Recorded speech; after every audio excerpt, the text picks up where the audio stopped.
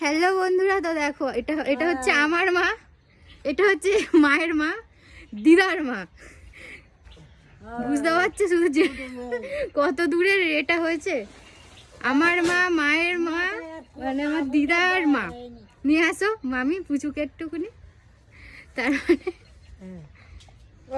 না, তুমি ক্যামেরা ধরো এক হাতে, ধরো। তো বন্ধুরা, এই যে তোমাদের দেবস্মিতা, আমাদের পুচু। আমি দিচ্ছি মায়ের কোলে, মা দেবে দিদার কোলে, দিদা দেবে বড় মার কোলে। বড় মার করে যা, তার বড় মার করে চল যা।